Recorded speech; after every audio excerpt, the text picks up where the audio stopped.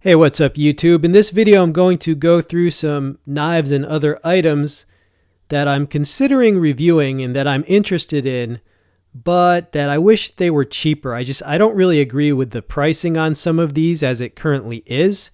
Now in the comment section, you can say if you think some of these are overpriced or if you think the pricing is just right. All right, first up, the Demco Free Rein Tanto, currently going for $150. I'm actually a really big fan of Demco, and all the knife guys I know are also big fans of him, and that's kind of the problem here. He just has such a prestigious name that you just attach his name to a fairly straightforward, badass Tanto, and suddenly it's $150. This has a 5-inch blade, and it's AUS 10A steel made in Taiwan. And SCHRADE just came out with a new line that's also AUS 10A made in Taiwan. Their knives are a lot cheaper, right? So in this case, the materials don't really equal the price that this is. And so what it comes down to is that we're paying for the name. I still might get it. I mean, that is a great name, no doubt, but we are paying for the name, right? Just my honest opinion there. Next up, we've got the Leatherman Super Tool 300M, currently going for $222. I bet you didn't know this was around. I'll include links below the video, but this is a variation of the Super Tool which has different tools. That's really cool. I mean, as a collector of Leathermans, awesome. But the price, wow, it's just so much more than a standard Super Tool. I think they're taking advantage there. Okay, another multi-tool. So this is a newer Victorinox multi-tool which has one-handed opening on the knife blades. And it has a black coating, right? They're calling this the MXBS, and it's currently going for $217. Wow, I'm a Victorinox collector. I like this thing, but ouch. That's all I have to say. I might still get it, but ouch.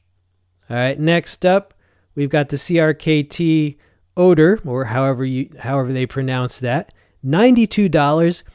Not really understanding the price on this. I actually have the whole Woods series, like the CRKT Woods Nobo, Woods Kanji, Woods Chogan, and all of those are like half the price of this. I'm not really understanding why this is twice the price with the same steel and the same wood. All right, next up, another CRKT. This is James Williams' latest design. It's SK5. Not really sure why this is $131. I feel like they're trying to take advantage of people like me that are fans of James Williams. I have almost all his knives. But SK5 is not a super expensive steel. It just doesn't make any sense. Next up, we have the Fiskars Norden series. Now, Fiskars actually owns Gerber. Now, for comparison, here's a Gerber hatchet, right? So they took this Gerber hatchet and they replaced part of the plastic handle with wood, which I like, but they more than doubled the price. I mean, they're acting like hickory wood is a rare, sought-after wood when it's actually not, right? So I love this new line, but they're all over $100. I mean, I have a cold steel tomahawk that was $25, and it uses that exact same hickory wood, right? So I love this new line. They need to reduce the prices.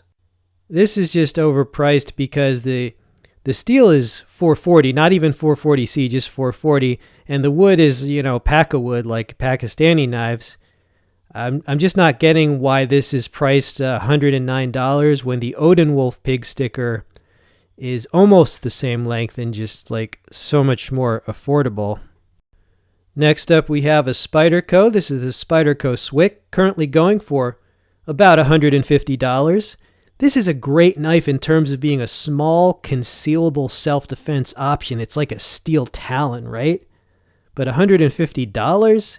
I mean, in the end, it's just a very small piece of metal that's in a very useful shape, but still, I think maybe they figure police will buy it. Here we have the Spyderco Native Chief. This looks awesome. I'm most likely going to get this, but almost $200, that's a little bit painful. So I just wish they would come down in price to maybe $150, something like that. Next up, we have the Condor Ripper. Awesome design, great blade shape, convenient size, love the high carbon steel. I recently bought a similar Condor for around $60. The exact same 1095 steel, the exact same micarta, around the same size. I'm just not getting why the Ripper was, you know, almost twice the price. Is this going to be a situation where if I wait a year or two, the price will go down to this? Because, you know, why make us have to wait a year or two if that's the case? So, yeah, that's my honest opinion. All right, and an air gun, the Hotson Torpedo. I'm a big fan of Hotson, but $450 for this 25 caliber underlever, I just don't see it, man. I got real guns that were cheaper than that. I feel like if I was going to spend $450, I'd probably buy a real gun. I just don't see why this is so much more expensive, but I'm sure it's a wonderful rifle. And there you have it, folks. Items that I find very interesting and I think are probably very good, but I just don't agree with the pricing. My honest opinion. Now, I will include all the links below because I do have some subscribers that are actually just wealthy. They started companies, they own businesses, they own multiple companies. So, I mean, of course, I'm sure if you're rich, you're not going to care if something is whatever, $50 overpriced. That's not going to matter to you, but it does matter to most people. And even if it didn't matter to me, it would definitely matter to a lot of viewers. So if I reviewed some of this stuff, there'd be some hate in the comments on the pricing, and I totally understand that. All right, I hope you enjoyed the video.